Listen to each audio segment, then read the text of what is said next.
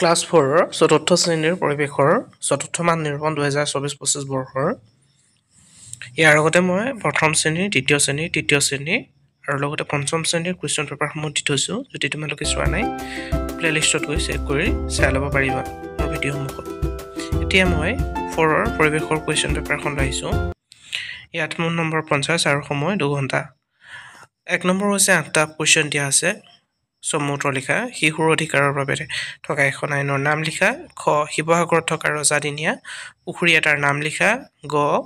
অসমৰ 4টা কুটিৰ শিল্পৰ নাম লিখা ঘ অসমৰ চূণশিল ক'ত পোৱা যায় গ অসমক কিয় পনীয়া সোণৰ ৰাজ্য বুলি কোৱা হয় প্ৰথম চ ভাৰতে কোন তাৰিখে স্বাধীনতা দিৱস উদযাপন কৰে দ্বিতীয় চ সৰ্বভাৰতীয় ৰঙৰ উৎসৱটোৰ নাম কি বৰ্গীয় জ মছলাজাতীয় শস্য এবিধৰ নাম লিখা এতিয়া 2 নম্বৰ কুৱেশ্যন আছে খালি ঠাই পূৰ কৰা 4 নম্বৰ আছে ইয়াত ক মহাত্মা গান্ধীৰ জন্মদিনটো ড্ৰেছ হিচাপে পালন কৰা হয় খ ড্ৰেছ জন্মদিনটো শিক্ষক দিৱস হিচাপে পালন কৰা হয় গ ভাৰত আমাৰ দেশৰ চৰকাৰে ড্ৰেছ চনৰ শিশু শ্ৰমিক আইন প্ৰণয়ন কৰে ঘ 2009 চনত ড্ৰেছ শিক্ষাৰ আইন প্ৰৱৰ্তন কৰা হয় ইয়াত 3 নম্বৰ আছে শুদ্ধ উত্তৰটোত ৰাইট চিন দিব লাগিব 5 নম্বৰ আছে ইয়াত 5টা কুৱেশ্যন আছে ক আলকট ইয়াত লিখা আলতৰা হৈ থাকিলে এইটো টাইপিং মিষ্টেক হৈছে আলকটৰা হ'ব লাগিছিলে কয়লা খনিত পোৱা যায় তাৰপিছত খ নম্বৰ হৈছে চূণশিল এবিধ বনজ সম্পদ গ নম্বৰ হৈছে প্ৰাকৃতিক সম্পদৰ আমি সৎব্যৱহাৰ কৰিব লাগে প্ৰাকৃতিক সম্পদসমূহ আমি সৎব্যৱহাৰ কৰিব লাগে ঘ নম্বৰটো হৈছে মালালা ইউছুফজাই ভাৰতীয় মহিলা যদি শুদ্ধ হয় এই বাক্যকেইটা যদি শুদ্ধ হয় তেতিয়াহ'লে ৰাইট চিন দিব লাগিব ঘ নম্বৰ হৈছে লিংগ বৈষম্য মানে ল'ৰা আৰু ছোৱালীৰ মাজত থকা ভেদাভেদ 4 নম্বৰ চমুটোকা লিখা যিকোনো 5টা ইয়াত 5টা তোমালোকে যিকোনো 5টা সিলেক্ট কৰি তোমালোকে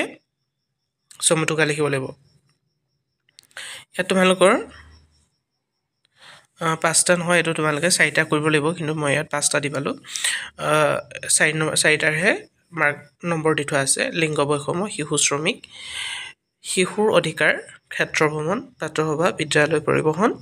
ৰেলগাড়ী বাচন বৰ্তন যান বাহন আৰু জলপথ ইয়াৰ ভিতৰত যিকোনো 4টা সিলেক্ট কৰি ল'বা 5 নম্বৰ হৈছে আগৰ দিনত মানুহে কিদৰে সময়ৰ অনুমান পাইছিলে ইয়াত 3 নম্বৰ আছে 6 নম্বৰ হৈছে যাতায়াত ব্যৱস্থা বুলিলে কি বুজায় তোমালোকৰ অঞ্চলত কি যাতায়াত ব্যৱস্থা আছে 7 নম্বৰ তলত উল্লেখ কৰা সামগ্ৰীসমূহ কোন কুটিৰ শিল্পৰ লগত জড়িত তাৰ এখন তালিকা প্ৰস্তুত কৰিব লাগিব টেকেলি বটা গামোচা শৰাই মেখেলা চাদৰ কাঁহীবাতি চাকি লোটা ৰিহা চেলেং চাদৰ বানবাতি ঘটি মুখা গছা 8 নম্বৰ হৈছে আমি কিয় প্ৰাকৃতিক সম্পদবোৰ সৎব্যৱহাৰ কৰিব লাগে 9 নম্বৰ হৈছে অসমৰ এখন মানচিত্ৰ আঁকা এইকেইটাই আছিল পৰিৱেশৰ কুৱেশ্যন পেপাৰ নেক্সট ভিডিঅ'টোত মই পৰিৱেশৰ গণিতৰ কুৱেশ্যন পেপাৰখন লৈ আহিম যদিহে তোমালোকে মোৰ ভিডিঅ'লৈ প্ৰথমবাৰ আহিছা ছাবস্ক্ৰাইব কৰি ল'বা আৰু চেনেলটো যদি প্ৰথমবাৰ আহিছা ছাবস্ক্ৰাইব কৰি লোৱাৰ লগতে ভিডিঅ'টো ভাল লাগিলে লাইক এটা কৰি থৈ যাবা থেংক ইউ